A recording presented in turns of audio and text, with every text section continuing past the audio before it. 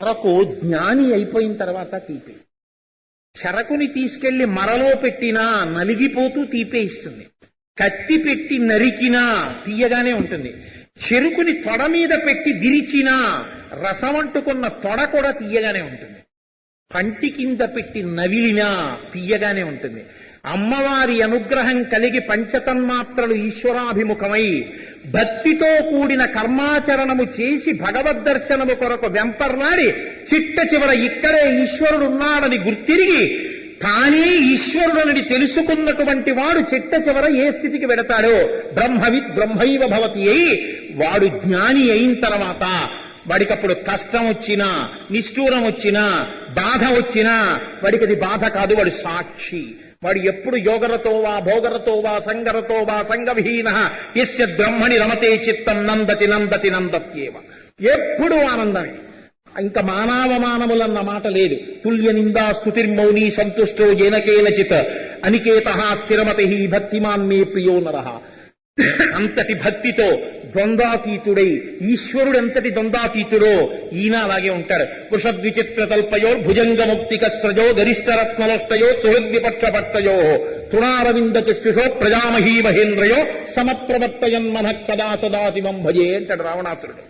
అన్నిటి యందు సమానంగా ఉంటాడు ఈశ్వరుడు, అన్నిటి యందు సమానంగా ఉంటాడు జ్ఞాని. ఈ స్థాయికి వెళ్లిపోయాడంటే గుర్తేమి? లౌకికమునందు తిరుగుతున్న వాడి యందు ఈశ్వర సౌందర్యమును అమ్మవారు ప్రకాశింపజేస్తుంది. ఒకనాడు ఆవిడ ప్రకాశింప చేస్తే తప్ప నీ అడుగు ఆయన వేపు పడదు. ఆవిడే కలపాలి, కలిపితే ఆవిడే మధ్యలో ఉన్న తెర. ఈ తెర ఉన్నంతసేపు వెనకనున్నది నీకు కనపడదు. ఆవిడే భ్రమయసి పరబ్రహ్మ మహిషి. ఆవిడ మహామాయా విశ్వం అంటారు శంకరాచార్యుల వారు. మాయాస్వరూపిణి అయి అసత్తునందు సత్తు చూపిస్తుంది, సత్తునందు అసత్తు చూపిస్తుంది. ఆవిడ అడ్డుగా తెర ఉన్నంతసేపు నువ్వు ముందువి చూసి మురిసిపోతావు. ఆవిడ తెర పైకెత్తేసిందో దంతి ఎందు దారువు సత్యం కనపడుతుంది. నీకు నామరూపాలుగా ఉన్న ఆభరణముల యందు బంగారం కనపడుతుంది. మట్టితో చేయబడిన అనేక ఉపకరణముల యందు మట్టి మాత్రమే కనపడుతుంది. అంత బహిష్య తత్సర్వం వ్యాప్య నారాయణ స్థిత అనగలిగినటువంటి స్థితిలో అంతటా నిండి నిబిడీకృతమైనటువంటి పరబ్రహ్మమొక్కటే కనపడి ఆనాడు ఎలిగెత్తి ఆనందంతో అంతటా బ్రహ్మమే కనపడితే అప్పుడు ఇంకొక వస్తువు లేక ఆ సంతోషంలో బ్రహ్మమొక్కటే పరబ్రహ్మమొక్కటే పరబ్రహ్మమొక్కటే అని నువ్వు చిందు వేసేస్తావు. ఆ చిందు వేసిన ఆనందం నీకెక్కడి నుంచి వచ్చింది? ఇక్కడే పుట్టింది ఆ ముదం. ఇక్కడ పుట్టి పైకెక్కింది. దాన్నే శివానందలహరి అన్నారు శంకరాచార్యుల వారు. శివానందలహరి, లీలానందలహరి, ఆనందలహరి. అది పైన శివుడి కథలు వింటూ ఉండడం వల్ల లోపల భక్తిగా పెరిగేది. లోపల నువ్వు అలా దర్శనం చేస్తుంటే పెరిగేది. అలా లోపలి దర్శనానికి హేతువు బయటి భక్తి. ఈ భక్తిని ఎవరిస్తారు? అమ్మవారు అనుగ్రహించాలి. ఆ తల్లి అనుగ్రహం లేనంత కాలం నేను నాది, నేను నాది. ఆవిడ అనుగ్రహం కలగగానే వాడిది వాడిది వాడు, వాడిది వాడు వాడిది. యావదావర్తతే చక్రం యావతీచ వసుంధరా తావత్వం హి సర్వత్వం స్వామిత్వం అనువర్తయ. నేనెంతటి వాణ్ణి తండ్రి, అంతా నీ ప్రసాదం. ఏది జరిగినా అన్నీ నీ ప్రసాదం, నీ ప్రసాదం, నీ ప్రసాదం. ఈ మాట నువ్వు నిజాయితీతో అనగలిగినటువంటి రోజేనాడు అమ్మవారి అనుగ్రహం కలిగిన నాడే నారాయణ సౌందర్యము భాసిస్తుంది. ఆ అనుగ్రహము కలగనంతసేపు నీకసలు భగవంతుడు అనేటటువంటి వాడి మాట ఎత్తలేవు. నీకు ఈశ్వరుడు ఎన్నడూ ఎరుకలోనికి రాడు. కాబట్టి ఆవిడ ఆయన సౌందర్యమును ప్రకాశింపచేసినది కాదు కాదు ఆయన దయాగుణము సార్థకత పొందినట్లు చేయగలిగినది. దయ ఉండి ఇవ్వగలిగిన ప్రజ్ఞ లేదనుకోండి ఏమిటి ఉపయోగం? నాకండి ఈ దేవాలయాన్ని అంతటినీ పునర్వ్యవస్థీకరణ చెయ్యాలనుందండి, దీనికి పెద్ద రాజగోపురం కట్టాలనుంది, ధ్వజస్తంభం కట్టాలనుంది, 12 వాహనాలు ఇవ్వాలనుంది, ఏడాదికోసారి బ్రహ్మోత్సవాలు చెయ్యాలనుంది. మరి ఎందుకు చేయలేవు? తినడానికి నాకే అన్నం లేదు. ఇప్పుడు ఉన్న కోరిక తీరాలి. ఉన్న కోరిక తీరాలంటే తన ఏదో ఉండాలి. ఉంటే కదా మీరు ఇవ్వగలరు. దయ కలిగిన విష్ణువు దయ కలిగిన చోట దయతో అవతల వారి ఆర్తిని తీర్చగలిగిన శక్తిగా ఆయన ఎందున్నదెవరు? ఆవిడే. ఆవిడ ఉంది కాబట్టి ఆయన అనుగ్రహించగలుగుతున్నాడు. ఆవిడ సహజంగా లక్ష్మి, ఆవిడ శ్రీ. లోకమంతా ఎవరి వంక చూస్తుందో ఆవిడ ఆయన వంక చూసి ఆయన్ని ఆశ్రయించి ఉంటుంది. ఆయనని ఆశ్రయించి ఉంటే లోకం ఎవరి వంక చూసిందో ఆవిడ అనుగ్రహంతో ఆవిడ్ని అందించగలుగుతాడు. ఆవిడ ఆశ్రయించి ఉంది కాబట్టి. ఇది తెలుసున్న గడుసు కవి ఒక ఆయన ఓ చిత్రమైన మాట అన్నాడు. ఆలు నిర్వాహకురాలు భూదేవి అయి అఖిల భారకుడన్న వ్యాఖ్యతిచ్చి. భూదేవి మహాతల్లి అన్నింటినీ భరించింది, ఐశ్వర్యాన్నంతటినీ తనలో పెట్టుకుని పంటలు పండించింది.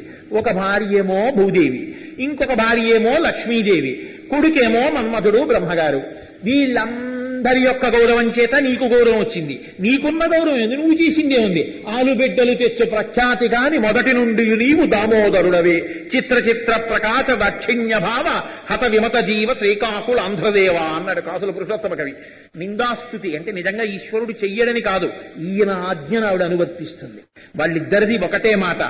ఆవిడ హృదయము ఈవిడ. ఆవిడ ఏ స్థాయికి ఎదిగిపోయింది అంటే ఆయన హృదయం అయిపోయింది. లక్ష్మీదేవి నారాయణుడి హృదయంలో ఉంటుంది అంటే దాని అర్థం ఏమిటో తెలుసా అండి? ఆవిడ పాల సముద్రంలోంచి అడుగులేసి బయటికి వచ్చినప్పుడు వేరైందేమో కానీ ఆయన దగ్గర కూర్చోవడం మొదలుపెట్టిన తర్వాత శ్రవణం, కీర్తనం, విష్ణోహ స్మరణం, పాదసేవనం, అర్చనం, వందనం, దాస్యం, సఖ్యం, ఆత్మనివేదనం, నవవిధ భక్తులు. ఇందులో శ్రవణం అంటే పరీక్షిస్తే వినడానికి, కీర్తనం పరవశించి చెప్పడానికి శుకుడే, కీర్తనం విష్ణోహ స్మరణం ప్రహ్లాదుడే, పాదసేవనం మా తల్లి లక్ష్మీదేవే. భర్తని ఎంతగాను గమించిందంటే ఆయన గుండెల్లో స్థానం పొందింది. ఆయన గుండెల్లో ఉంది. అందుకే మీరు చూడండి, పక్కన లేకపోతే ఆయన పక్కన లేడు కాబట్టి నువ్వు ఇది చెయ్యలేవు అనడానికి ఇంకొకరు ఉంటే తప్ప అలా చెయ్యడానికి వీలు లేని స్థితి మిగిలిన అందరి యందు ఉండొచ్చు. తండ్రి కొడుకులు ఇద్దరు వస్తేనే ఇది చేయగలరండి అనొచ్చు. లేకపోతే అన్నదమ్ములు ఇద్దరూ వచ్చారండి, అన్నదమ్ములు ఇద్దరూ కలిసి వస్తేనే ఈ పని చెయ్యొచ్చండి అనొచ్చు లోకంలో. అక్క చెల్లెళ్ళు ఇద్దరూ ఉన్నారా అండి, ఉంటేనే ఇది చెయ్యొచ్చు అనొచ్చు లోకంలో. మీ భార్య గారు మీ పక్కన ఇప్పుడు లేరు కాబట్టి మీరు ఈ పని చెయ్యలేరు అని మీరు అనడానికి వీలు లేనిది భార్యాస్థానం ఒకటే. భార్య శరీరంతో ఉండాలంతే. ఆవిడ శరీరంతో ఉంటే చాలు. ఆవిడ ఎక్కడ ఉంటుందని అడిగారు. ఆవిడ శరీరంతో ఉంటే ఆయన గుడ్డెల్లో ఉందాయా అన్నారు. ఎందుకని? ఇది ధార్మికుడైనటువంటి పురుషుడి యొక్క లక్షణం. ధర్మం నేర్పడానికి వచ్చిన రామచంద్రమూర్తిది నేర్పారు ఏకపత్ని వ్రతుడై. సీతమ్మ ఎక్కడుంటుందంటే ఆయన మనసులో ఉంటుంది. ఆయన ఎక్కడుంటాడంటే సీతమ్మ మనసులో ఉంటాడు. అస్యా దేవ్యా మనస్తస్మిన్ తస్యాస్యాం ప్రతిష్ఠితం తేనేయం ధర్మాత్మా ముహూర్తమపి జీవతి. అందుకే భార్య ఏ కారణం చేతనైనా పక్కన లేకపోయినా భార్య పక్కన ఉన్నట్టే లెక్క. ఏదో ఒక అభ్యంతరం చేత ఆవిడ పక్కన కూర్చోలేదు. ఇప్పుడు ఆయనకి ఏది చెయ్యడానికి అభ్యంతరం లేదు. ఎలాగో తెలుసా అండి, ఆవిడ జాకెట్ మొల్లో పెట్టుకుని ఏదైనా చేసేయచ్చు. ఇది ఎవరి విషయంలో ఇచ్చారో తెలుసా? ఒక్క భార్యకే శాస్త్రం మినహాయింపు ఇచ్చింది. ఎందుకు ఇచ్చిందో తెలుసా? అసలు వేరుగా ఉంటే కదరా వెర్రాడు. ఆయన గుండెల్లో ఆవిడ ఉంది. ఆయన గుండెల్లోకి ఎలా చేరింది? ఆయన వెంట నడిచి ఆయన పాదములు ఎటు వెడతాయో ఆవిడటు వెడుతుంది. ఇదే గజేంద్రుణ్ణి రక్షించేటప్పుడు కూడా ఆవిడ కొంగు విడిచిపెట్టకుండా వెళ్ళిపోవడం. తన వెంటం సిరి. ఎప్పుడూ వెంట ముందెవరుంటారంటే ఆవిడే. నిత్యానపాయని. పిల్లని కన్యాదానం చేస్తే ఏ రూపంలో చేస్తామంటే లక్ష్మిగాని చేస్తాం. అమ్మా, ఎప్పటికీ నీ భర్త వెంట నువ్వు అలాగే నడు. పుట్టింటి వారు సంతోషపడిపోవలసింది ఎప్పుడంటే తన ఇంటికి రాలేదని బెంగెట్టుకోక్కర్లేదు. తన ఇంటికి రావడం కూడా బరువైపోయినంత రీతిలో భర్తతో కలిసి ఉండడాన్నే ఇష్టపడుతుంటే నువ్వు పొంగిపో. నీవు చేసిన కన్యాదానం సార్థకత పొందింది. లక్ష్మీనారాయణుడికి చేరిపోయింది గుండెల్లో. కాబట్టి ఆవిడని వదిలి ఆయన ఉండలేడు. ఆవిడొక్క పూట కనపడలేదో, తన ఉత్తరీయం తనకు కనపడదు, తన పంచె తనకి కనపడదు, తన బనీన్ తనకి కనపడదు, తన పెన్ను తనకి కనపడదు. ఆవిడ ఇంట్లో ఉందో ఆయన చాలా హాయిగా ఉంటాడు. ఉంటే చాలా ఆవిడ ఇప్పుడు ఆయన హృదయమునందు శాంతికి కారణం ఆవిడ ఉండడమే. ఇది ఎవ్వరున్నా ఉండొచ్చు ఇది సీతమ్మ అడిగింది సుందరకాండలో. తల్లి కన్నా తండ్రి కన్నా ఎవరికన్నా రాముడికి నేనే ఎక్కువ, నేను లేక రాముడు తుఫానులా అయిపోయాడా అని అడిగింది. గాలి గాలిగా ఉంటే పర్వాలేదు, గాలి ప్రభంజనం అయితే విరగ్గొట్టేస్తుంది. శాంతి స్థానం దూరమై రాముడే శాంతికి లోనయ్యాడా అని అడిగింది. లేక పట్టుదలతో నన్ను మళ్ళీ పొందడానికి ప్రయత్నిస్తున్నాడా, దారి తప్పిపోలేదు కదా రాముడు అని అడిగింది. భర్త భార్య ఇద్దరు అంటే భార్య భర్త నుంచి ఎక్కడో ఉండదు. ఆయనకి ఆయన గుండెకి మధ్యలోంచి నువ్వు నడవలేవు. మహా అయితే తండ్రి నిలబడి ఉంటే పిల్లాడు రెండు కాళ్ళ మధ్యలోంచి వెళ్ళగలడేమో. ఓసారి నేను వెంకటాచలంలో మా పినమామ గారితో వెళ్ళాను. వెడితే వాళ్ళ మనవడి కోసం అని చెప్పేసి వాడు ఎక్కడో వెళ్ళిపోయాడని మేము కంగారు పడిపోతున్నాం. ఏటీసీ కాటేజెస్ లో దిగాం. అవన్నీ పెద్ద లోతుగాను అది ఉండేది. వీడు ఎటు వెళ్ళిపోయాడో ఏమిటో కనపట్టం లేదని బెంగెట్టుకుని వెతుకుతున్నాం. వాడు అక్కడే ఓ టీపేదనకు ఉన్నాడు. ఇంత ఉండేవాడు తొండపిల్లలాగా. వాడు ఎక్కడికి వెళ్ళిపోయాడని వాళ్ళ తాతగారు కంగారు పడిపోయి ఓ లుంగి పైకి కట్టేసుకుని కంగారు పడిపోతుంటే తాత తాత తాత అంటూ వాడు రెండు కాళ్ళ మధ్యలోంచి వచ్చాడు. వెతుకుతున్నవాడి రెండు కాళ్ళ మధ్యలోంచి వెళ్ళగలవేమో, రెండు చేతుల మధ్యలోంచి జారిపోగలవేమో. ఆయన గుండె పక్క నుంచి వెళ్ళలేవు. భార్యకి భర్తకి మధ్యలోంచి ఎందుకు వెళ్ళొద్దన్నారంటే గుండె పక్క నుంచి గుచ్చితే ఇంకా వస్తువు ఉండదు. భార్య గుండెలలో ఉంది, భార్య బయట ఉండదు, గుండెలో ఉంటుంది. భార్యకి భర్త ప్రాణమై ఉంటాడు, ఆవిడ ప్రాణమే అయి ఉంటాడు. అందుకే ఆయన లేకపోతే ఇంకా ఆవిడ లేదంతే. ఈ స్థితి సనాతన ధర్మంలో ఇలా ఉండాలని చెప్పడం లక్ష్మీనారాయణుడు. కాబట్టి ఇప్పుడు ఆయనని ప్రకాశింప చెయ్యగలిగింది ఆవిడే. ఎందుకని? ఆయన హృదయం ఆవిడే. ఆయన హృదయం ఆవిడైతే నా మనసు మాట్లాడడం మొదలుపెట్టింది అనుకోండి నా గురించి, అబ్బాయి ఉట్టి అబద్ధాలండి అని నేను చెప్పగలనా? నా మనసు మాట్లాడింది అనుకోండి, గభాలను నా మనసు ఒక ఆకృతిని దాల్చి ఈ మైక్ తీసుకుని ఈ కనకధార స్తోత్రం చెప్పే కోటేశ్వరరావు గారి మనసు ఏమిటో తెలుసా అని ఆ మనసు చెప్తోంది అనుకోండి. అబ్బాయి దీని మాటలు నమ్మకండి అలాగే అంటుంటుంది అది అని నేను అనగలనా? అది చెప్పింది సత్యం. అంటే నా గురించి బాగా తెలుసున్నది ఎవరికంటే నా మనసుకే. విష్ణువు గురించి బాగా తెలుసున్నది ఎవరికంటే లక్ష్మికే. ఎందుకంటే ఆయన హృదయమే ఆవిడ, ఆయన హృదయం అయిపోయింది ఆవిడ. అనువర్తించి నిత్యానపాయనీ ఎంత అనువర్తిస్తుంది, బ్రహ్మచారిగా ఉన్నా వచ్చేస్తుంది. శ్రీరమ సీతగాగ నిజ సేవక బృందము వీర వైష్ణవాచార జనంబుగాక విరజానది గౌతమిగాగ వికుంఠమున్నారయ భద్రశైల శిఖరగ్రముగాగ వసించు చేతనోద్ధారకుడైన విష్ణుడవు దశరథి కరుణాపయోనిధి. ఎప్పుడెప్పుడు ఏ అవతారం ఎత్తినా ఆవిడ వెనకాతలు వచ్చేస్తుంటుంది. అంతే, హృదయస్థానమునందు కూర్చుని ఉంటుంది. కాబట్టి ఇప్పుడు ఆ తల్లి ఆయన దయాస్వరూపిణిగానూ ఉంది, దయ కలిగిన విష్ణువు యొక్క అవతల వారి కోరిక తీర్చగలిగిన శక్తిగానూ ఉంది, ఆయన దయని ప్రకాశింపజేసేదిగానూ ఉంది, ఆయన మీకు అర్థమయ్యేటట్టు చెయ్యగలిగిన దానిగాను ఉంది, ఆయన దగ్గరికి చేర్చగలిగిన దానిగాను ఉంది. ఇంకా మాట్లాడితే ఉద్ధతితో ప్రవర్తించిన నిన్ను ఆయనకి దూరం చేసి ఇప్పుడు తెలిసేస్తుంది తండ్రికి దూరంగా ఉంటే నీ బతుకేమిటో అని దూరము చేయగలిగినది అయ్యింది మాయా రూపంలో. ఇది అయి ఉంది ఆ తల్లి అని చెప్పడం, ఆ తల్లి గొప్పతనాన్ని చెప్పడం. ఇది ఎంత సంక్షిప్తంగా అనేసారంటే శంకరాచార్యుల వారు ఎంత గొప్ప మర్యాదతో అన్నారంటే, ఆ అందంలో కాలాంబుదాళి లలితో రసికైట భారే ధారాధరే స్ఫురతియా తటిదంగనేవా మాత సమస్త జగతాం మహనీయమూర్తి. సమస్త జగతాం, ఈ సమస్త జగత్తులకి తల్లివి నువ్వు, అమ్మవి నువ్వు. ఇందులో ఉన్న గమ్మత్తు ఏమిటో తెలుసా అండి? అమ్మతనానికున్న పెద్ద లక్షణం ఏమిటంటే అనునయమే.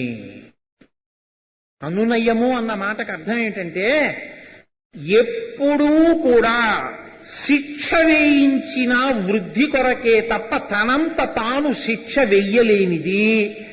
శిక్ష వేయిస్తే మోతాదులో మాత్రమే వేయించి దాని వలన నీ అభ్యున్నతిని కాంక్షించున్నది. నీ అభ్యున్నతిని కాంక్షించి ఎవరితో శిక్ష వేయించాలో వాడితో వేయించి వాడికి నువ్వు దూరం కాకుండా చూడగలిగినది. మీరు పట్టుకున్నారని నేను అనుకుంటున్నాను, లేకపోతే ఒక్క ఉదాహరణ చెప్పేస్తాను, పట్టేసుకుంటారు. పిల్లవాడు సరిగ్గా చదువుకోకుండా ఆటలు ఆడుతున్నాడు. అమ్మ గమనిస్తోంది. ప్రోగ్రెస్ కార్డు వచ్చింది. ప్రోగ్రెస్ కార్డు చూసింది. నేను సంతకం పెట్టేస్తే కాదు, నేను కొట్టలేను వీడిని గట్టిగా, ఎందుకని అమ్మతనంతో కొట్టలేదు. అందుకని ఆవిడ ఏం చేస్తుందంటే, అందుకే ఆవిడ ఏదైనా చేస్తుంది కానీ ప్రళయానికి మాత్రం ఆవిడ సాక్షిని అంటే. ప్రళయ సాక్షిని. ఆవిడ కొట్టలేదు, ఆవిడ సంహారం చేయలేదు. అది అమ్మతనానికి ఉన్న నిండుతనం. కాబట్టి ఇప్పుడు ఆవిడ రెచ్చగొడుతుంది. ఎవరిని? భర్తని రెచ్చగొడుతుంది. చూసారా ఎంత గొప్పగా తయారాడు మీ అబ్బాయి? మీ అబ్బాయి అంటుంది, మన అబ్బాయి అందప్పుడు. మీ అబ్బాయి ఎంత గొప్పగా తయారయ్యాడో చూడండి. రేపు ఉపన్యాసాలకు వెళ్తారు కదా, వెళ్ళినప్పుడు 10 మంది అడుగుతారు, ఏంటి కోటేశ్వరరావు మీరేమో ఇలా చెప్తుంటారు, మీ అబ్బాయి అలా తయారయ్యాడు అంటారు. అప్పుడు నన్ను అనకండి, మీరే చెప్పుకోండి అంటారు. అంతే. ఇప్పుడు శివుడు రుద్రుడవుతాడు. రుద్రుడై బెల్ట్ తీస్తాడు. 4 కొట్టిన తర్వాత అంటే నేను చంపేస్తారా ఇట కొట్టేయడం? మళ్ళీ ఆవిడే చీతి కుమారుల కొంప బెల్ట్ అవతల మారేసి బాల్కనీలో కూర్చున్నాడు. ఏమండి కొట్టమన్నాను కానీ అలా కొట్టుకుంటారా? మొన్ననే కదా వాడికి జ్వరం వచ్చి తగ్గింది, మీరు అలా కోప్పడిపోతే ఎలా అని భుజం మీద చెయ్యేసి ఆయనకి ఉపశాంతి కల్పించి దగ్గరగా నిలబడి మాట్లాడుతూ ఇలా కమలాఫలం రసం ఇస్తుంది. అంతే, చల్లబడిపోతాడు. ఏదైనా చెయ్యగలదు, కానీ కొట్టించింది ఎందుకు? మరి వాడి వృద్ధి కోసమే కొట్టించింది. ఇప్పుడు వాడు నాన్నగారు నన్ను చూడమ్మా ఎలా కొట్టేశారో అంటాడు. రే, నాన్నగారు ఎలా కొట్టేశారో అంటున్నావు కదా, ఎంత కష్టపడి నాన్నగారు నిన్ను చదివిస్తున్నారో నీకు తెలుసా? నాన్నగారికి కాసేపు కోటేశ్వరం వదిలేయండి, అలా చెప్పుకోకూడదు, బాగుండదు. నాన్నగారిని బయట ఎంత గౌరవిస్తారు. రేపు పొద్దున్న నాన్నగారికి నీ వల్ల తలవంపులు వస్తే ఎంత అమర్యాద. నిన్ను చూసి నాన్నగారు గర్వపడాలా? నిన్ను చూసి నాన్నగారు తల వంచుకోవాలా? నాన్నగారు నిన్ను చూసి పొంగిపోయినాడు రా, నీ జన్మకి సార్థకత. ఆయన్ని ఎంతమంది గౌరవిస్తారా అని మళ్ళీ తండ్రి మీద గౌరవం ఎవరికి నేర్పుతుంది? కొడుక్కి నేర్పుతుంది. కొడుకు మీద ప్రేమ ఎవరికి నేర్పుతుంది? తండ్రికి నేర్పుతుంది. ఇది అమ్మతనం. ఈ అమ్మతనం లేకపోతే, అమ్మ కాకపోతే ఆడతనానికే పూర్ణత్వం లేదు. అందుకే మన వాళ్ళు ఒక్క మాట అంటారు, అమ్మాయి అమ్మాయి అమ్మాయి అంటుంటారు. చూడండి, పేరు ఏదైనా పెట్టుకోవచ్చు, అమ్మాయి అంటుంటారు. అందులోనే ఒక ఆశీర్వచనం ఉంది, అమ్మ అయ్యి అమ్మ అయ్యి అమ్మ అయ్యి అని. అమ్మా నువ్వు అమ్మ అయ్యి, నువ్వు నా కూతురిగా వేరొకరి కోడలిగా భార్యగా ఉండిపోతే కుదరదు. అమ్మ అయ్యి నువ్వు అమ్మ అవ్వాలి. అమ్మాయి అమ్మాయి అమ్మాయి అమ్మాయి. పురుషుడికి ఉండేటటువంటి చాలా గొప్ప లక్షణం ఏమిటో తెలుసా అండి? కూతురుని ఎప్పుడు పిల్లా అండవు, అమ్మా అంటాడు. కూతురులో తల్లిని చూస్తాడు. నాన్నగారండి రైతు బజారుకి వెళ్తున్నారు కదా నాన్నగారండి, బెండకాయలు తిండి అని అనుకోండి. చూసావా, మా అమ్మకన్నీ మా అమ్మ బుద్ధులే. మా అమ్మ బెండకాయ తినేది, నా తల్లి కూడా అంతే అంటాడు. నా తల్లి అంటాడు. ఎంత విచిత్రం అండి! ఈ మాట మామూలు వాడడం లేదండి. పొంగిపోయారు పోతన గారు వీరభద్ర విజయంలో. ఆయన అన్నారు, గిరులలోనొక్క గిరినైన నా పేరు వెలయ చేసి విపుడు ఇందువదన, నీకు తండ్రినైతి నాకింత చాలదే, ఇది మహాద్భుతంబు ఇందువదన అన్నాడు. హిమవంతుడంతటి వాడిల్లి, అమ్మా నన్ను తండ్రిని చేశావమ్మా. ఏ ఉందమ్మా, రాళ్లల్లో గుట్టల్లో కొండల్లో నేను ఒక కొండని, ఇటువంటి కొండని ఇటువంటి పర్వతాన్ని నీకు తండ్రిని అయ్యాను, పర్వతరాజు పుత్రిక పార్వతీ అని పేరెట్టుకుని నాకు కూతురువై ఎంత మర్యాద తెచ్చావమ్మా అన్నాడు. కూతుర్ని పిల్ల అంట తండ్రి, అమ్మా అంటాడు. అమ్మ కూతురుగా పుట్టాలని కోరుకుంటాడు. మీరు చూడండి గమ్మత్తు. ఏ పురుషుడైనా అమ్మని ద్వేషించే దరిద్రులు ఉండరు లోకంలో, అలా ఉండకూడదు కూడా. అమ్మ అంటే సౌందర్య రాశి, అమ్మ అంటే ప్రేమైకమూర్తి. అమ్మని తెలుసుకోని వాడి జన్మ ఉన్నా ఒకటే, ఊడిపోయినా ఒకటే. కలుగనీటికి తల్లుల కడుపు చేటు అన్నారు పోతన గారి లాంటి లలితమైన పదములు వాడగలిగిన కవి. కాబట్టి అటువంటి అమ్మ కూతురుగా పుట్టాలని కోరుకుంటాడు. ఎందుకో తెలుసా అండి, 2 ప్రేమలు కలిసిపోతాయి. కలిసిపోతే ఈయన, అమ్మా చాలా తలనొప్పిగా ఉంది. ఎవరైనా వస్తే నాన్నగారు పడుకున్నారు, తలకాయ నొప్పిగా ఉందండి, మాట్లాడలేరని గట్టిగా చెప్పకు, కసరకు కొంచెం మెల్లిగా చెప్పి పంపించు, నన్ను లేపకేమ్మా అని పడుకున్నాడు తండ్రి. ఆ పిల్ల గబగబా వెళ్ళి ఇంత అమృతాంజనం తీసుకొచ్చి తన చిన్ని చిన్ని చేతులతో ఇలా రాస్తోంది. రాస్తుంటే తండ్రి కళ్ళు విప్పి, ఏంటి నాన్న అంటాడు. నాన్నగారండి తలకాయ నొప్పిగా ఉందన్నారు కదా, అమృతాంజనం రాస్తున్నాను నాన్నగారండి అంటాడు. అంటే తండ్రి వెంటనే అంటాడు, అమ్మా నీకన్నీ మా అమ్మ బుద్ధులమ్మా, మా అమ్మ పుట్టిందమ్మా నా కడుపున, అమ్మలా నీకెంత ప్రేమమ్మా, నాకు రాస్తున్నావా అంటాడు. అమ్మలో అమ్మని చూడడం కన్నా కూతురులో అమ్మని చూసుకున్నవాడు పూర్ణత్వాన్ని పొందేస్తాడు. ఆ కూతురు ఉండడంలో జన్మకి సార్థకత అండి. ఆడపిల్ల తండ్రి అయిన వాడు ఈ మర్యాద పొందుతాడు. తన కూతురులో తన తల్లిని చూసుకుంటూ ఒక్కొక్కసారి ఆ వ్యామోహం ఎక్కువైపోతే, అమ్మా నువ్వు నా కూతురువేం కావు, మా అమ్మవే, నా తల మీద చౌరు పెట్టు, నా పుట్టినరోజు అంటాడు. కూతురుతో తల మీద చౌరు పెట్టించుకోవచ్చా చిన్నది? అమ్మతనాన్ని చూసి పెట్టించుకుంటాడు. అమ్మ అయి అనే అమ్మాయి అనే ఆ పిల్ల అమ్మ కావాలని కోరుకుంటాడు. ఈడ పుట్టిన పిల్ల ఆడకెళ్ళిపోతుందని, అక్కడ ఉద్ధరిస్తుందని ఆడపిల్లని చెప్పుకుని బెంగపెట్టుకుంటాడు. ఇది అమ్మా అసలు నీ యొక్క మొదటి లక్షణం ఇది కదూ. ఈ ప్రేమ నీ దగ్గర కదూ, ఆది కుటుంబినివి కాబట్టి మొదట ఆ తల్లితనం, ఆ అమ్మాయితనం, తల్లియందు పిల్లతనం, పిల్లయందు తల్లితనం, ఇదంతా నీ దగ్గర కదా వచ్చింది. ఇది లేకపోతే 3 లోకముల తల్లివైన నిన్ను చూసినటువంటి భృగువు అమ్మా నా కడుపున కూతురుగా పుట్టమ్మా అని అడగడం ఏమిటమ్మా? అడిగితే అదేమిటయా అందరితోటి 3 లోకముల తల్లిని అనిపించుకోవడమే కానీ ఒకరితో కూతురు అనిపించుకోకూడదయ్యా. నేను 3 లోకముల తల్లిని అనగలిగావా? ఒకరితో కూతురన్న మాట నాకు లేదయా, నాకు శ్రీమాత అనే పేరు అందరికీ తల్లినే, అందుకని బలానా వాళ్ళ కూతురుని అనిపించుకోవడం కుదరదయా అన్నావా? అనలేదు, కూతురు అయిపోయావు. అమ్మగా ఉన్న దానివి కూతురుగా అయిపోవడంలో నీకు ఎంత కారుణ్యం ఉందమ్మా, ఎంత ప్రేమ ఉందమ్మా, ఎంత కంటి తడి ఉందమ్మా, ఎంత ఆర్ద్రత ఉందమ్మా గుండెల్లో. ఇది చెప్పడం శంకర భగవత్పాదుల యొక్క ప్రజ్ఞ ఎక్కడుందంటే, కాళంబుదాళి లలితో రసికైట భారే ధారాధరే స్ఫురతియా తటిదంగనేవా మాత సమస్త జగతాం మహనీయమూర్తి భద్రాణి మే దిశతు భార్గవనందనాయా. ఆ రోజున భృగు మహర్షికి కూతురువై నందనాయా, ఆయనకి సంతోషం ఇచ్చావే, ఆనందం ఇచ్చావే, లోకములను కన్న తల్లివి ఒక ఆయనకి కూతురు అయ్యావు. ఎంత ఒదిగిపోతావమ్మా, ఎంత లొగ్గిపోతావమ్మా ప్రేమకి. అమ్మా అటువంటి తల్లివి భద్రాణి మే దిశతు. అంత పెద్ద పెద్ద కోరికలు నేను అడగట్లేదమ్మా.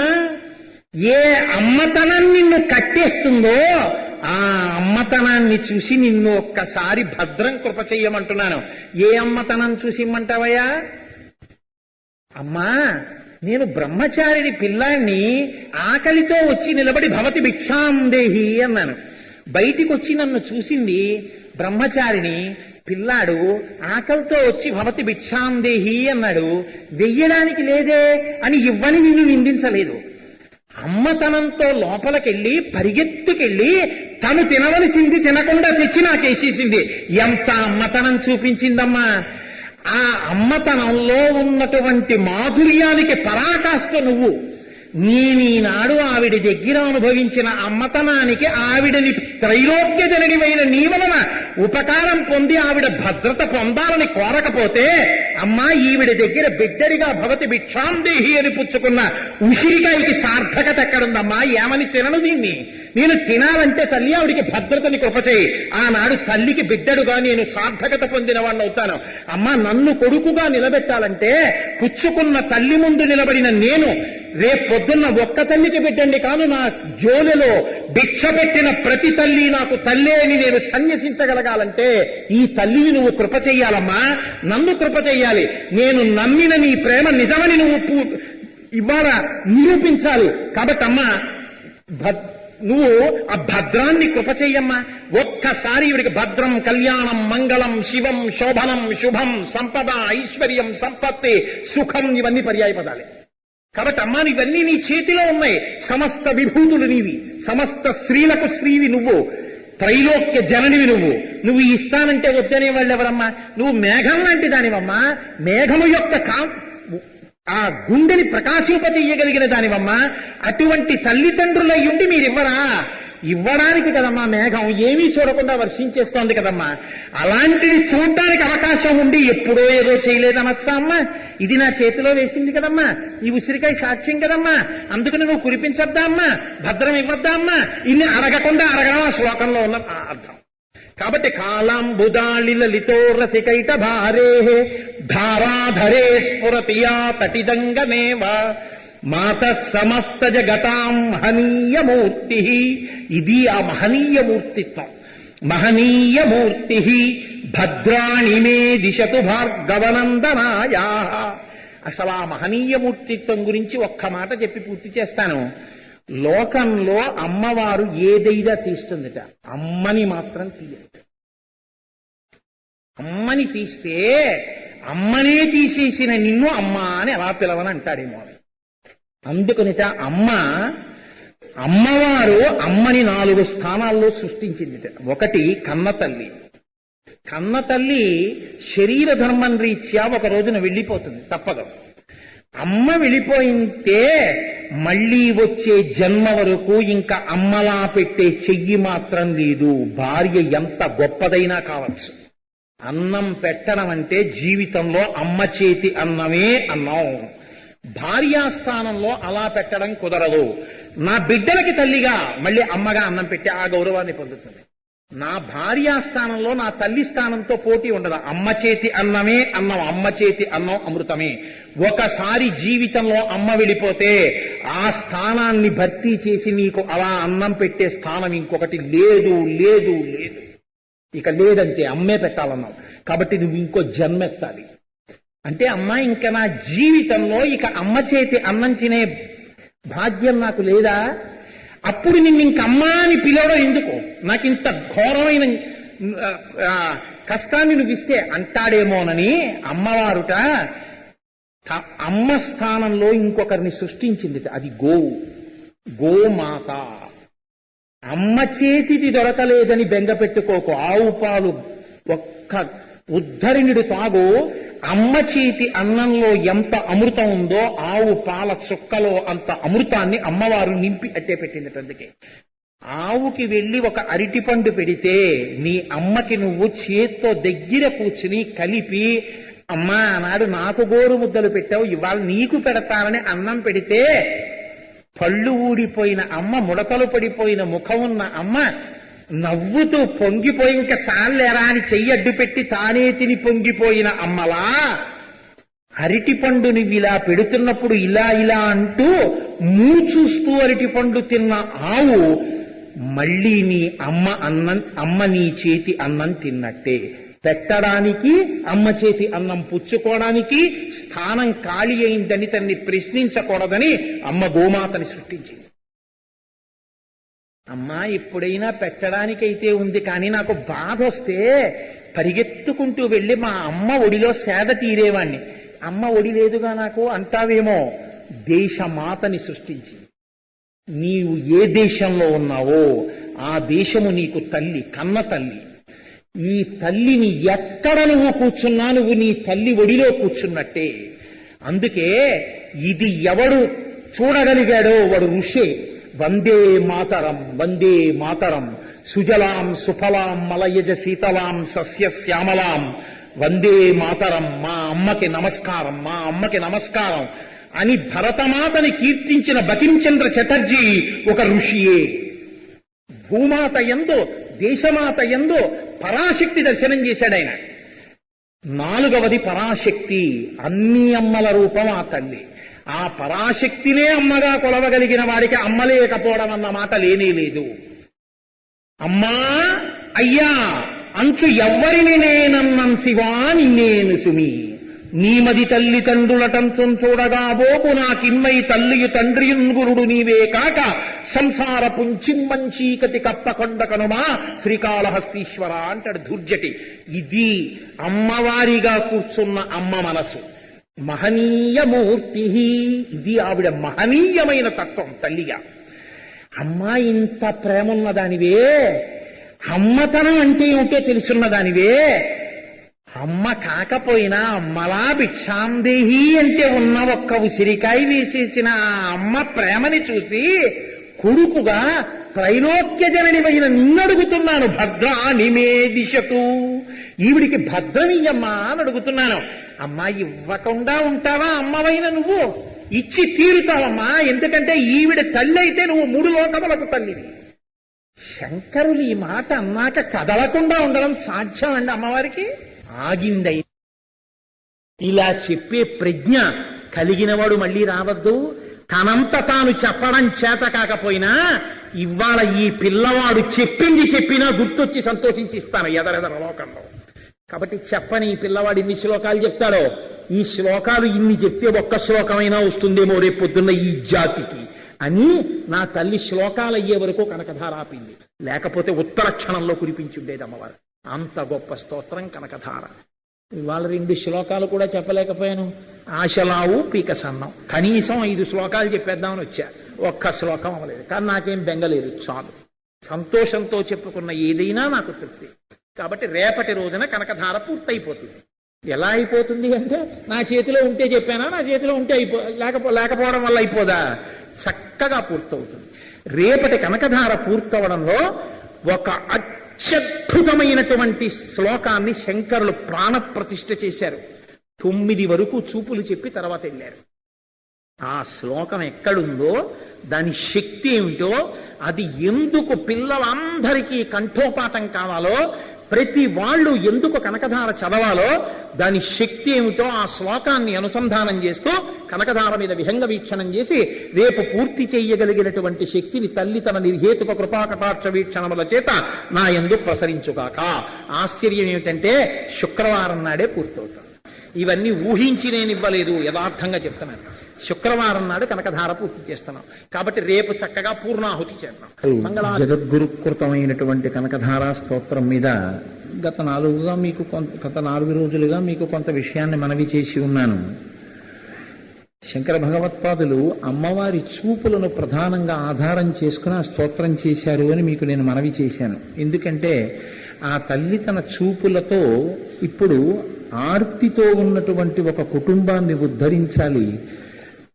ఆవిడ యొక్క ఉద్ధరించగలిగినటువంటి శక్తి మనసులో పట్టుకున్నటువంటి మనం నిశ్చింతగా భగవంతుడి పాదాలు పట్టుకుని మన దురితములను పోగొట్టుకోగలిగినటువంటి స్థితిని పొందాలి.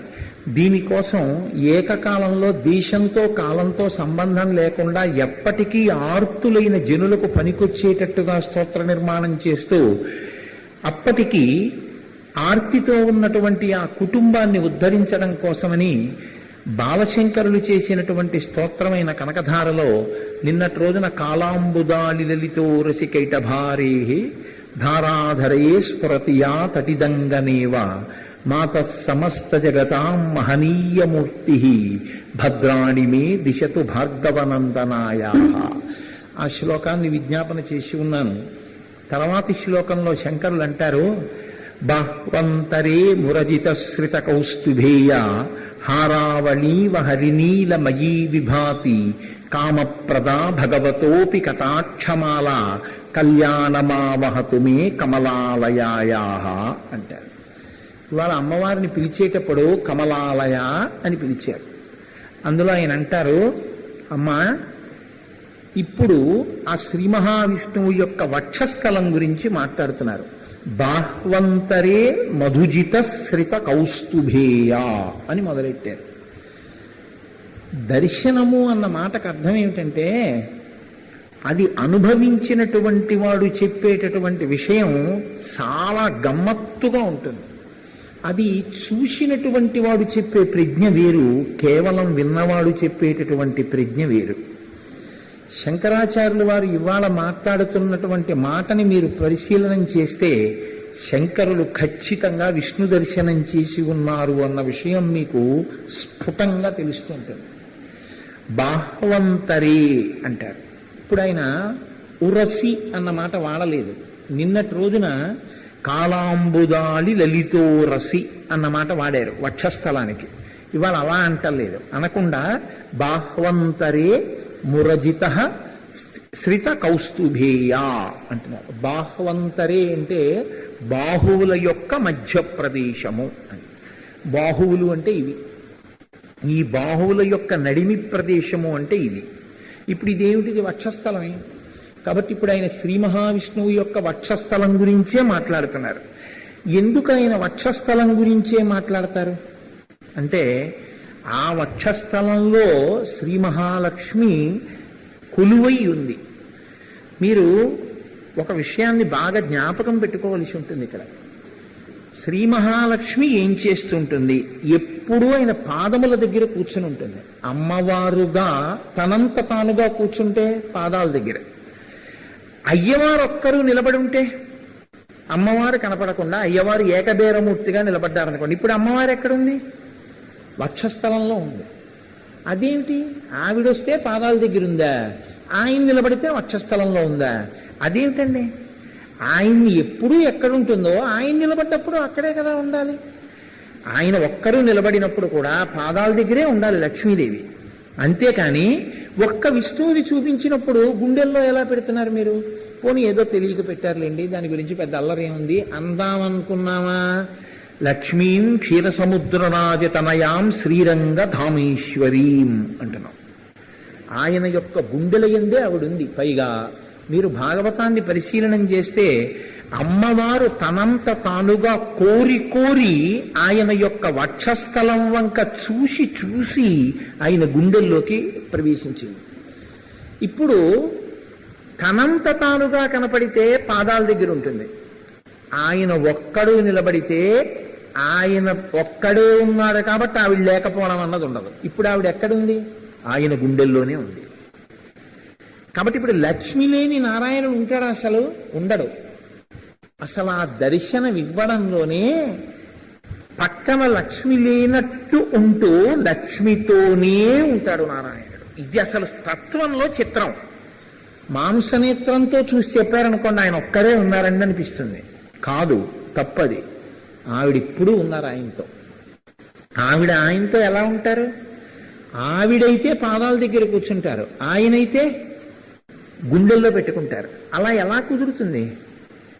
ఇది మీరు జాగ్రత్తగా పట్టుకుంటే పాదములు నడకకి, పరుగుకి, ఆర్తికి, రక్షణకి సంకేతములు. శ్రీ మహావిష్ణువు యొక్క నడక, శ్రీ మహావిష్ణువు యొక్క పరుగు ఎప్పుడూ దేని కొరకు? రక్షణ కొరకు. ఎవరు ఆశ్రయించారో వాళ్ళని రక్షించడానికి పరుగుంటుంది. ఈయన ఎప్పుడెప్పుడు రక్షిద్దామని అడుగేస్తారో అప్పుడప్పుడు ఆయనని అనువర్తిస్తుంది ఆయన శక్తిగా. ఎప్పుడూ ఆయనని అనువర్తించడం తప్ప ఆయన ఒక మాట అంటే నేను ఇలా చేద్దాం అనుకుంటున్నానంటే ఎందుకు లేదురు అని ఆవిడ అన్న సందర్భం మీకు లోకంలో కనపడదు. ఎప్పుడూ ఆయన ఎలా అంటే అలా. ఒక్కొక్కసారి ఆయన ఏమీ అనకుండా వెళ్ళిపోతుంటాడు పరిగెత్తుకుంటూ. కానీ ఆవిడ చాలా కష్టపడిపోతుంది. గజేంద్ర మోక్షంలో అలా పడింది. ఆఖరణ కులాసాగా ఆయన ప్రశ్న వేశాడు. పాపం నీకు చెప్పకుండా పవిటకం ఒట్టుకు లాక్కొచ్చేసాను, ఆ పవిట జారిపోతుందేమో అని నువ్వు ఎంత బెంగెట్టుకు నా వెంట పరిగెత్తుకొచ్చావో నీకు కష్టంగా అనిపించిందా అని అడిగాడు పైగా పిలిచి. అంటే ఆవిడండి నాకు కష్టంగా అనిపించలేదు సరికదా, నేను ఎంతో సంతోషించాను అంది. ఎందుకు సంతోషించావు అంది అని అడిగాడు. అడిగితే ఆవిడ ఒక చమత్కారమైనటువంటి మాట చెప్పింది.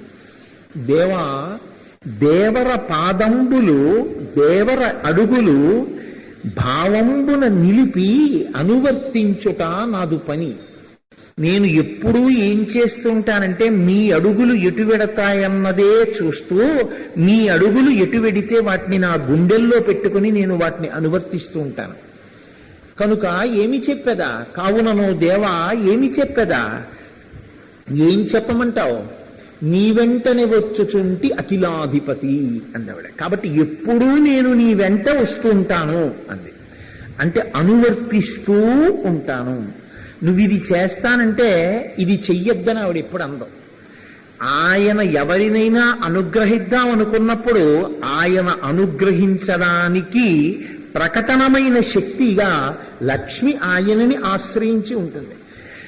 ఇప్పుడు శ్రీ అంటే మనందరి చేత కోరబడినది. మనందరి చేత కోరబడేటటువంటి శ్రీని ఒక్క శ్రీగా మీరు పూజ చేశారనుకోండి, ఆవిడ ఒప్పుకోదు. నారాయణుణ్ణి పూజ చేశారనుకోండి, ఆవిడ వచ్చి కూర్చుంటారు. ఎందుకంటే ఆవిడ మహాపతివ్రత. ఆవిడ భర్తకి పూజ జరిగితే ఆయన ఇలా చూశారనుకోండి, సంతోషించి ఓ చక్కగా ఐశ్వర్యం ఇద్దా ఉంటుంది. ఇప్పుడు ఆయన ఏమి ఇవ్వాలి? మీకు శ్రీని ఇవ్వాలి. మీకు ఇవ్వబడేటటువంటి శ్రీ ఆమెయే ఆయన ద్వారా వ్యక్తం అవుతుంది. ఆయన ఇస్తానంటే నేను వద్దు ఇవ్వకండి అందం, నేను తీసేస్తానంటే వద్దు నన్ను ఉంచండి అందం.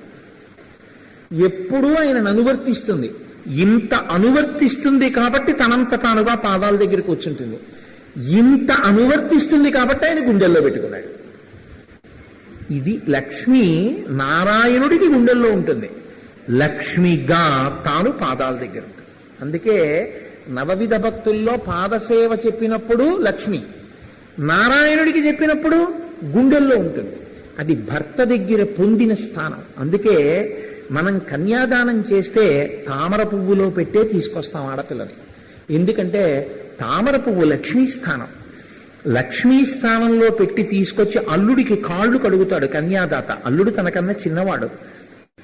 కాళ్ళు కడగడం ఏమిటి అంటే నారాయణమూర్తిని చూసి కాళ్ళు కడుగుతాడు.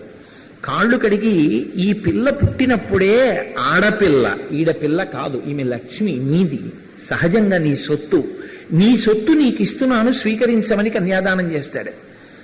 ఇప్పుడు ఈ పిల్ల పద్మంలో కూర్చుని ఉండగానే కన్యాదానం చేస్తారు తప్ప బుట్టలోంచి తీసి పీట మీద కూర్చోబెట్టి కన్యాదానం చేయరు. దగ్గరగా కూర్చోబెట్టుకుని కన్యాదాత తాను కన్న కూతురు వంక చూసుకుంటూ పట్టు చీరలో మెరిసిపోతున్న తన కూతుర్ని అల్లుడి పాదములు చాపమని పళ్ళెంలో పెట్టి కడిగి నారాయణమూర్తి కాళ్ళు కడిగానని చెప్పి తన కూతుర్ని ఆ కొబ్బరి బొండం పెట్టి గంధపు చెక్క పెట్టి దానం చేసేటప్పుడు మురిసిపోతాడు. స్వయంగా లక్ష్మీనారాయణుల్ని కలిపినటువంటి జీవ బ్రహ్మైక్య సిద్ధిని పొందుతాడు. అందుకే కన్యాదానం అంత గొప్పదై ఉంటుంది. ఆ నారాయణుడి కాళ్ళు కడిగానని తాను చల్లుకుని ఆవిడ తల మీద చల్లుతాడు, భార్య తల మీద. ఇప్పుడు ఈమెని దానం చేస్తే ఈవిడేం చెయ్యవలసి ఉంటుందే, ఆయనని అనువర్తించాలి. అనువర్తించి ఏ స్థితిని పొందాలి అంటే ఆయనని శాసించి పొందకూడదు. ఆవిడ భయం చేత ఆయన ఆవిడికి చెప్పకుండా చేయడం కాదు, ఆవిడికి చెప్పకుండా ఏదీ చెయ్యలేనంతగా ఆయన మనసుని ఆవిడ దోచుకోగలగాలి. ఎందుకంటే ఆవిడికి చెప్తారు అలా అన్నీ అన్నారనుకోండి, అలా చెప్పకుండా ఉండలేడు. అదో అలవాటు అనమాట. ఇవాళ ఏమో నిన్న 200 పర్సులో పెట్టావు కదా, 100 పెట్రోల్ కొట్టించుకున్నానంటాడు. ఎందుకు? ఎవరైనా విన్నారనుకోండి అది ఇంట్లో, అదేమిటి ఆవిడ నలిపేస్తుందిలా ఉంది, ఇప్పుడు 100 రూపాయలకి ఖర్చు చెప్పకపోతే పరుసు చూస్తుందిలా ఉంది, నిన్న 200 ఇట్టాను ఇవాళ 100 ఎందుకు ఉందంటుందిలా ఉంది అనుకుంటాడు. కాదు, అందుకు చెప్పడం. అలా చెప్పకుండా ఉండలేడు. ఎందుకంటే ఆవిడ అలా అనువర్తిస్తుంది. ఆవిడ అడగకపోతే 200 పెడుతుంది పరుసులో. మళ్ళీ ఇతను ఆఫీస్కి వెళ్ళి చూసుకొచ్చి ఏమిటైనా పర్సులో 300 ఉన్నాయి, ఆఫీస్కి వెళ్ళాక ఎక్కడిది గుర్తు రాలేదు అంటే, మీకు 200 ఇచ్చాను కదా, 100 ఉంది, గబుక్కుని ఏదైనా అవసరం వస్తుందేమో నేనే చూసి 200 పెట్టానంటుంది తప్ప 100 ఏం చేశారని అడగదు. ఇంత ప్రేమైకమూర్తి అయినటువంటి భార్యకి చెప్పకుండా ఉండలేక ఏది చేసినా చెప్పి చేసేటట్టుగా భర్తని తన వైపుకి తిప్పుకోగలిగినటువంటి రీతిలో అనువర్తించగలిగిన భార్యకి భర్త ఇచ్చిన స్థానం తన గుండెల్లో పెట్టుకోవడం. ఇంత అనువర్తిస్తుంది కాబట్టి లక్ష్మీనారాయణుడి గుండెల్లో ఉంది. నేను నిన్ను కన్యాదానం చేసినప్పుడు నువ్వు అలా అనువర్తించి ఆయన గుండెల్లో చేరు. ఏమయ్యా మా అమ్మాయిని 10 రోజులు తీసుకెళ్దాం అనుకుంటున్నానయ్యా అంటే, అమ్మో 10 రోజులే మామయ్య గారు అన్నాడు అనుకోండి అల్లుడు, ఆ రోజున నువ్వు జీవితంలో ఆ పిల్లని కన్నందుకు సంతోషించు. 10 రోజులు ఏమిటండి, 15 రోజులు ఉంచుకోండి, నాకు హాయిగా ఉంటుంది అన్నాడు అనుకోండి, నువ్వు సిగ్గుతో తలంచుకోవాలి. అంటే ఆమె ఆయన గుండెల్లోకి చేరలేకపోయింది. అంటే ఏమంటే మరి ఆయన గుండెల్లో పెట్టుకోవద్దా అంటే, నేను ఇప్పుడు ఈ స్వేచ్ఛావాదానికి సంబంధించిన తర్కం జోలికి వెళ్ళటం లేదు, నేను ఒక వైదిక సంబంధం గురించే మాట్లాడుతున్నాను అంతే. ఎందుకంటే నా నమ్మకం ఏంటంటే అలా అనువర్తిస్తే ఆ స్థానం భర్త దగ్గర ఆడది పొందగలదు అని. అంటే ఏ స్వానుభవమున చెప్పు చవటలారా, నీకు ఈ స్వానుభవంతో చెప్తున్నావా అని అనుకోకండి, వైదిక మర్యాదతోనే చెప్తున్నాను. కాబట్టి ఇప్పుడు ఆయన అంటున్నారు, బాహ్వంతరే మురజిత శ్రిత కౌస్తుభేయ. ఈ రెండు బాహువుల మధ్యలో ఉన్నటువంటి గుండె ఏది ఉందో, వక్షస్థలం ఏది ఉందో దాని వేపే ఆవిడ ఎక్కువ చూస్తూ ఉంటుంది. ఎందుకంటే అక్కడ స్థానమే ఆవిడకి కావలసింది, ఇది ఆవిడ పొందవలసిన స్థానం. ఇప్పుడు ఆవిడ ఇలా చూసింది, ఈవిడ కన్నా ముందే ఒకటి కూర్చునుంది అక్కడ. ఇది శంకరాచార్యుల వారి ప్రజ్ఞ. అలా చెప్పరు శంకరాచార్యుల వారు. అమ్మవారి పాతివ్రత్యం గురించి చెప్పడానికి, అమ్మవారు అయ్యవారిని అనువర్తించడంలో ఉండే తహతహ గురించి చూడడానికి ఎంత గమ్మత్తుగా మాట్లాడతారో చూడండి. ఏదో పేపర్ చదువుకుంటూ నిద్ర వచ్చి గుండెల మీద పడేసుకొని నిద్రపోయాడండి. భార్య కూడా వచ్చి పడుకుందామని చూసి పేపర్ తీసేద్దామని ఇలా తీసింది. ఆయన కర్మ కొద్దీ అందులో ఏదో ఉండకూడని ఒక ఫోటో ఒకటి ఉందనుకోండి, అది ఆయన గుండెల మీద ఉండడం తటస్థించిన. పాప ఆయన ఏం కావాలని అలా పెట్టుకోలేదు, నిద్రపోతుంటే పడింది అంతే. వెంటనే తన చెక్కుల కుంకుమ పత్రభంగ సంజిమిత నవీన కాంతి గజల్లగ గద్గద కిన్న కంఠి అన్నట్టుగా మొహం ఎర్రబడిపోయి, కావాలని ఏదో చప్పుడు చేసి, ఏమిటి ఆ చప్పుడు అని లేచిన తర్వాత, పాపం గుండెల మీద పెట్టుకో పడుకున్నారుగా, జారిపోయింది పెట్టుకోండి అని ఇచ్చిన భార్య ఎందే ప్రేమ ఉందంటాను నేను. అది దెప్పిపొడు పనుకోకూడదు. అప్పుడు చూసి, ఓహో నీ అసాధ్యం కూడా, చదువుతుంటే గుండెల మీద ఉండిపోయింది, ఈ దిక్కుమాల వాళ్ళ నాకెందుకు అని మొగుడు అన్న తర్వాత, ఏమో అని నోరు ముయ్యి 20 ఏళ్ళయింది ఇంకా నాకెందుకు ఆ చాపల్యం అని, ఏమిటో అని ఒక మాట అన్న తర్వాత మళ్ళీ ముఖం ప్రసన్నమయ్యి వచ్చి పడుకున్న భార్య ఎందుకు తప్పేం పట్టక్కర్లేదు. అసలు అలాంటి అసూయ ఉంటేనే ఆ స్థానం గురించి అంత వెంపర్లాడినట్టు. ఏ తప్పండినే చెప్పింది కాదు కదా. కనుక ఇప్పుడు లక్ష్మీదేవి ఎప్పుడు అలా చూస్తూ ఉంటుందట ఆయన గుండెల వంక. ఎందుకని అంటే అక్కడ ఏదైనా ఉంటే ఆవిడకి ఇష్టం ఉండదు, నేనే ఉండాలి అక్కడ. ఇది ఆవిడ కోరిక. ఇది ఎప్పుడూ తప్పు కాదు. త్రైలోక్య జనని కానివ్వండి, సకలత్రి అంటారు శాస్త్రంలో, ఆయన దగ్గర తనకున్న స్థానంలో ఇంకొకరిని మాత్రం ఎట్టి పరిస్థితుల్లో భార్య అంగీకరించదు. కూతురు పక్కన కూతుళ్ళగా 1000 మందిని అంగీకరిస్తుంది, చెల్లెల పక్కన చెల్లెళ్ళగా 1000 మందిని అంగీకరిస్తుంది, అక్క పక్కన అక్కలుగా 1000 మందిని అంగీకరిస్తుంది, అమ్మల్లా 1000 మందిని అంగీకరిస్తుంది. తనల్లా స్థానంలోకి ఇంకోరిని ఒక్కనాటికి ఒప్పుకోరు. అదే సనాతన ధర్మానికి గొప్పతనం. ఇప్పుడు శంకరులు ఎంత ప్రజ్ఞ చూపించారంటే ఇలా చూసిందిట. గుండెలు బాగా ప్రకాశిస్తున్నాయిట. ఆయన తప్పది. ఎందుకు ప్రకాశిస్తున్నాయిట? కౌస్తుభమని ఉంది అక్కడ. పాపం ఆయన చేసిన ఒకే ఒక్క దోషం ఏమిటంటే కౌస్తుభమని పెట్టుకున్నాడు ఆయన. ఎందుకు ఆవిడకి అంత కోపం? దానికి మణి అని పేరుంది. మణి అన్న పేరుండే ఆయన గుండెల మీద కూర్చుంది. అన్నమ్మా, నాకన్నా ముందే చేరాననుకుంటున్నావా? ఈ కోపానికి కారణం ఏంటి? అది పాల సముద్రంలోంచే పుట్టింది, అది వచ్చిన గొడవ. అంటే నేను రావడానికి ముందే ఆయన గుండెల మీద ఎక్కేంటి? ఇప్పుడు ఆవిడ ఏం చేసిందంటే కౌస్తుభమని ఆయన పెట్టుకోవడం వెనక ఉండే రహస్యాన్ని విష్ణు పురాణం వేరుగా చెప్పింది. వైజయంతి మాల అని వేసుకుంటాడు ఆయన. దానికి ఒక గమ్మత్తు ఉంటుంది. ఆ వైజయంతి మాలలో వచ్చేటటువంటి 5 తత్వాలని ఆధారం చేసుకునే పంచరత్నాలు అని కీర్తనలు చేస్తుంటారు. పంచరత్నాలు త్యాగరాజస్వామి వారి పంచరత్నాలు అంటారు. పంచరత్నాలు ఏంటంటే 5 రత్నాలు అన్న మాట ఎక్కడా లేదు. విష్ణుమూర్తి యొక్క వైజయంతి మాలను ఆధారం చేసుకుని పంచరత్నాలు అన్న మాట వచ్చింది. ఇప్పుడు ఆ కౌస్తుభమణి వంక చూసిందట అమ్మవారు. కౌస్తుభమణి చాలా కాంతితో ఉంటుంది. అది భూమినంతటినీ భరించగలిగినటువంటి, భూమిని నిలబెట్టగలిగినటువంటి ఈశ్వర శక్తి ఒక చోట కేంద్రీకృతమైపోతే దాన్ని కౌస్తుభమని పిలుస్తారు. అటువంటి శక్తి మణిరూపు దాల్చి ఆయన గుండెల మీద ఉంది. అంటే ఆయన ఔదార్యం ఈ భూమిని నిలబెడుతోంది అని. ఆయన ఔదార్యం లేకపోతే ఈ భూమి అసలు నిలబడదు, ఎప్పుడో సముద్రంలోకి పడిపోతుంది. ఇలా నిలబెట్టినటువంటి ఆయన శక్తి ఆయన గుండెల మీద కౌస్తుభమణిగా ప్రకాశిస్తోంది. కానీ అది మణి కాబట్టి అది ప్రకాశపు జిలుగుల చేత ఆయన గుండెలన్నీ ప్రకాశిస్తున్నాయి. ఇప్పుడు అమ్మవారు చూసిందిట, ఓహో ఈ కాంతితో కదా భూమికి ఆధార శక్తిగా నిలబెట్టానని దీని గొప్పతనం అనుకుందిట. అనుకుని వెంటనే ఆవిడేం చేసిందంటే, బాహ్వంతరే మధుజిత శ్రిత కౌస్తుభేయ హారావళీవ హరినీలమయీ విభాతి. ఒక్కసారి ఆ గుండెల వంకి ఇలా చూసి, అక్కడ నేను కూర్చునే స్థానం అని ఆ గుండెలు నావెని ఇక్కడి నుంచి అక్కడ వరకు అది బాహ్వంతరే అన్న మాటకు అర్థం, అది నాది. అందుకని ఇప్పుడు ఆ గుండెల వంక ఇలా ఇక్కడి నుంచి ఇక్కడ వరకు ఇలా చూసింది. ఇలా ఆవిడ చూసుకున్నది నా స్థానం అని ఇలా చూసేటప్పటికీ ఈవిడ చూపుల చేత ఇట్నుంచి ఇటు ఇట్నుంచి ఇటు చూసేటప్పటికీ ఆ చూపుల కాంతులు నల్లని స్వామి మీద పడి ప్రతిఫలించి ఇప్పుడు అవి ఇంద్రనీలమణులతో కట్టినటువంటి హారముల యొక్క వరుసల కింద మారిపోయి దాని కింద కౌస్తుభమణి పడిపోయి ఉండిపోయింది. ఆ మణి కాంతిని తిరస్కరించేలా ఆవిడ తన చూపుల కాంతులతో మాలలు వేసేసింది ఆయన మెళ్ళలో.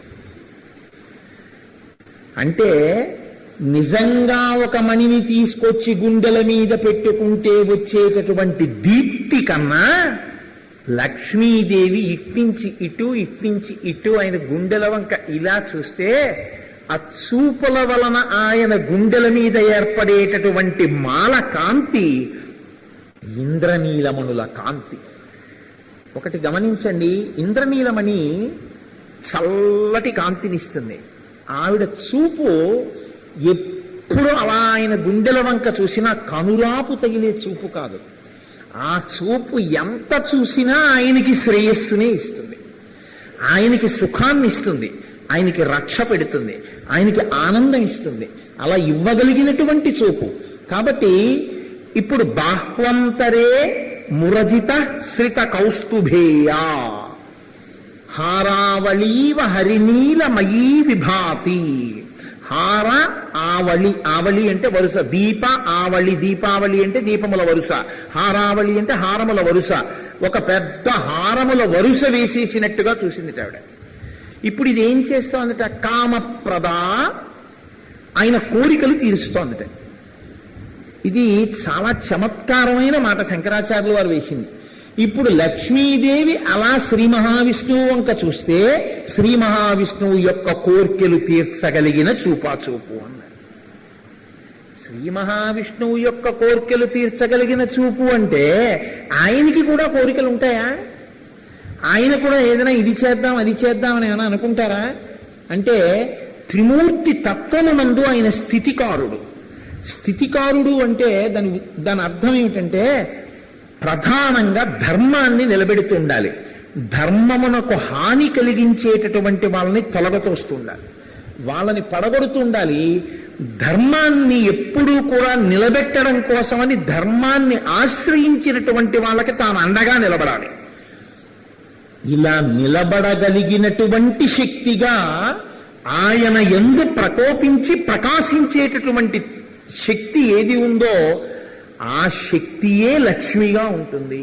ఇది ఒక అర్థం. నేను అన్నమాట మీరు పట్టుకున్నారో లేదో, ఒక్కొక్కసారి ప్రకోపించవలసి ఉంటుంది, ఒక్కొక్కసారి ప్రకాశించవలసి ఉంటుంది.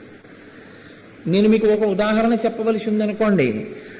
నేను నిన్నటి రోజున మీకు వ్యాఖ్యానం చేసేటప్పుడు ఒళ్ళు మరిచిపోయి కాలాంబుదాళి అంటే మేఘం యొక్క నల్లతనంలో ఎంత ఔదార్యం ఉందో చెప్పి సంతోషపడిపోయాను. వెంటనే ఎవరు సంతోషపడిపోయారు? కలవు వెంకటనాయక, వెంకటేశ్వరుడు ప్రసన్నుడయ్యాడు. ఆయన ఔదార్యం అంటే మీకు చెప్తున్నాను. కోటేశ్వరరావు గారికి జరిగిన విషయము అని కాసేపు పక్కన పెట్టేయండి. కోటేశ్వరరావు అన్న మాట కాసేపు మర్చిపోండి మీరు. వెంకటాచలం నుంచి నేను అయ్యప్ప స్వామి గుడికి వెళ్ళిపోయి కూర్చున్న తర్వాత ప్రసాద్ బాబు గారు సెల్లిస్తే నేను మాట్లాడితే ఒక ఆశ్చర్యకరమైన విషయం తెలిసింది. కులశేఖర్ ఆళ్వార్ పడి దాటి లోపలికి తీసుకెళ్లి ఏదీ పెట్టడానికి కుదరదు. కానీ చాలా ఆశ్చర్యకరమైనటువంటి రీతిలో వెంకటేశ్వర స్వామి వారి పాదాల మీద ఒక శేషవస్త్రాన్ని పెట్టి ఆయనకి ముత్యాల హారతి ఇచ్చేటప్పుడు తరిగొండ వెంగమాంబ గారి హారతి కనుక ముత్యాల హారతి పళ్ళెం కింద ఆ బట్ట పెట్టి తరిగొండ వెంగమాంబ గారి అనుగ్రహం, వెంకటేశ్వరుడి అనుగ్రహం ఈయనకి కలగాలి అని సంకల్పం చేసి ఎక్కడో కుంభకోణంలో 15-20 సంవత్సరాల పాటు అసలు ఈ ప్రాంతంలో ఎవ్వరూ చదవలేరు సామవేదంలో ఆ పన్నాలు. అటువంటి పన్నం చదవగలిగినటువంటి సామవేద పండితుడితో పాటుగా అద్భుతమైనటువంటి మహాపండితుల్ని వేదంలో 4 వేదాల్లోంచి 4 పండితుల్ని ఇప్పుడు ఉత్సవాలు జరుగుతున్నాయి కాబట్టి సెలవు దొరకదుట. అటువంటిది 4 వేదాలకు సంబంధించిన 4 పండితులు వెళ్ళి అడిగితే 4కి సెలవిచ్చి శేషవస్త్రం ఇచ్చి కాకినాడ పంపించి పొద్దున్న అయ్యప్ప స్వామి గుళ్ళో నాకు పుట్టినరోజని నా యందు ప్రేమ కలిగిన వాళ్ళందరూ ఆయుష్య హోమం చేయిస్తే ఆ 4 పండితులు వచ్చి వేద పన్నాలు చదివి నాకు ఆ శేషవస్త్రం బహూకరించి వెళ్ళారు.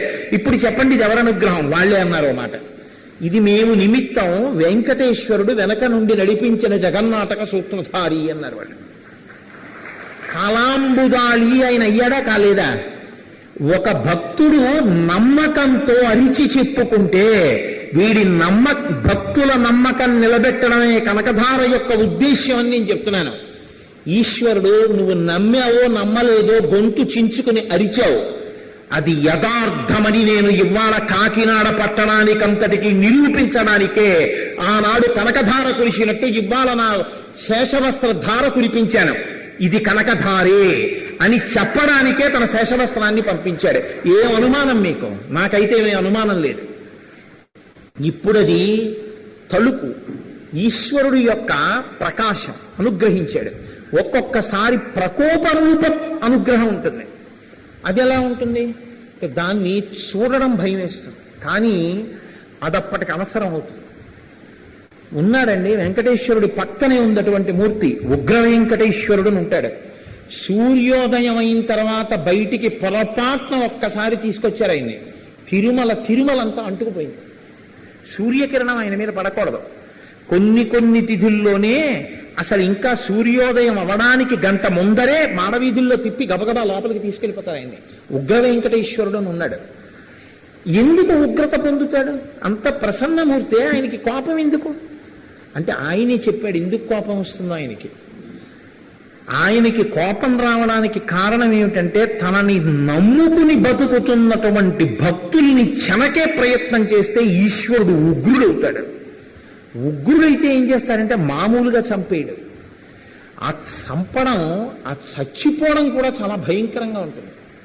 నరసింహస్వామిగా చంపాడు హిరణ్యకశిపుణ్ణి. అలాగా అంత భయంకరమైన రూపంతో చంపితే ఆనాడు దేవతలు కూడా దగ్గరికి వెళ్ళడానికి భయపడిపోయారు ఆ స్వరూపం దగ్గరికి.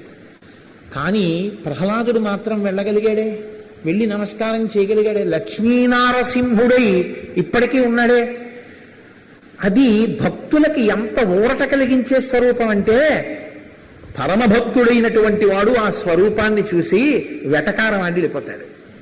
వెటకారం ఆడితే ఆయన నవ్వేసి ఊరుకున్నాడు. ఆడవా అన్నమాచార్యుల వారు ఓ కీర్తన చేశారు. ఇలా కూర్చుని ఉంటాడు యోగ నరసింహుడు అని. అలా కూర్చుంటే యోగ నరసింహుడు అంటారు. తిరుమల ఆలయంలో ఉంటారు. ఇలా కూర్చుంటే శుభ్రంగా భోజనం అంతా అయిపోయిన తర్వాత ముసలాయన ఇంట్లో పెద్ద ఆయనకి ఏమీ పని లేదనుకోండి, ఇంకా ఆయనకి ఎవరు ఏం పని చెప్పారు. ఇంటి పెద్ద ఆయన పేరు మీద శుభలేఖిస్తారు, ఆయనతో అక్షతలు వేయించుకుంటారు, అంతే. ఆ 2 పనులు. ఆ రామకృష్ణ పరమహంస అయితే ఓ చమత్కారమైన మాట అన్నారు, ఎల్డర్ ద పంకిన్ కటర్ అన్నారు. అంటే ఆయనకు ఉండే పని ఏమిటంటే గుమ్మడికాయకి నాటు పెట్టిస్తారు ఇంట్లో, పెద్ద మొగాడని, అంతే. అంతకు తప్ప ఇంకా ఆయనకి ఏ పని చెప్పడానికి ఆయన ఏం పాపం చేయలేరు, పెద్దరికంతో కూర్చుని ఉంటాడు అంతే. అలా ఏం చేస్తుంటావయ్యా ఇక్కడ నువ్వు అని అడిగారు అన్నమాచార్యులు గారు. ఎప్పుడు చూసినా ఇలాగే ఉంటావు అంటే ఏముంది, హాయిగా తినేసి కూర్చుంటావు. వేళ పట్టున నైవేద్యం పెడతారు, పొద్దున్న బాలభోగం, మధ్యాహ్నం మహానైవేద్యం, చక్కగా తింటావు, ఇలా కూర్చుంటావు అని ఆయన అన్నారు. ఆరగించి కూర్చున్నాడు అల్లవాడే అన్నారు.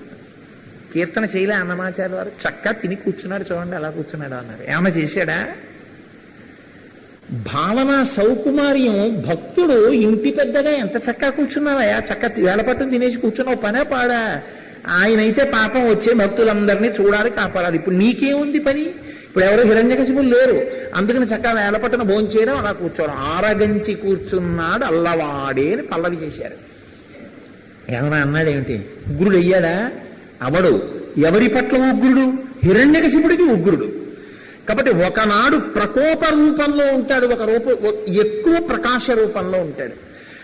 ఆయన యందు శక్తి విస్ఫోటనం జరిగితే అది లోకరక్షణకి ఒక్కొక్కసారి కోప రూపంలో జరిగినా, ఎక్కువగా అనుగ్రహ రూపంలో జరిగిన స్థితికారుడుగా విష్ణువు ఎప్పుడు ఈ పని చెయ్యగలిగినా ఆయనలోంచి వ్యక్తమయ్యేటటువంటి అనుగ్రహ రూప నిగ్రహ రూప సమర్థతా శక్తి స్వరూపమే లక్ష్మి. నువ్వు ఎలా నించున్నావో దాన్ని బట్టి నీకు అది లక్ష్మి. అందుకే లక్ష్మి అలక్ష్మి రెండు ఉంటాయి. నువ్వు ఈశ్వరుడికి విరోధిని అని నిలబడితే నీకు అలక్ష్మి, నువ్వు ఈశ్వరుడి పాదములు పట్టుకుని నిలబడితే ఆమె నీకు లక్ష్మి. అందులో సందేహం ఏమి ఉండదు. కాబట్టి ఇప్పుడు అమ్మవారు ఆయన యొక్క శక్తి స్వరూపమై ఉన్నది, ఆయన కోరిక తీర్చేదై ఉన్నది. ఏమిటైన కోరిక? ధర్మాన్ని నిలబెట్టడమే, లోకాన్ని పోషించడమే, లోకాన్ని రక్షించడమే, ఎవరు తనని నమ్ముకుని ఉన్నారో వాళ్ళని కాపాడడమే. ఒకానొక నాడు హిరణ్యకశిపుడు వచ్చి ఎక్కడున్నాడు రా అన్నాడు. అన్ని చోట్ల ఉన్నాడయా అన్నాడు. అన్ని చోట్ల ఉన్నాడయా అంటే హిరణ్యకశిపుడు గభాలను లేచి ఇలా చూస్తున్నాడు. ఇప్పుడు ఇలా అని ఎక్కడున్నాడు రా అంటే అంతటా ఉన్నాడు రా అన్నాడు. ఇలా తిప్పి అక్కడ ఉన్నాడా అన్నాడు అనుకోండి, వచ్చేయాలంతే. అంతేగాని అక్కడ ఉన్నాడని మళ్ళీ ప్రహ్లాదుడు అనవలసినంత సమయం ఉండకూడదు.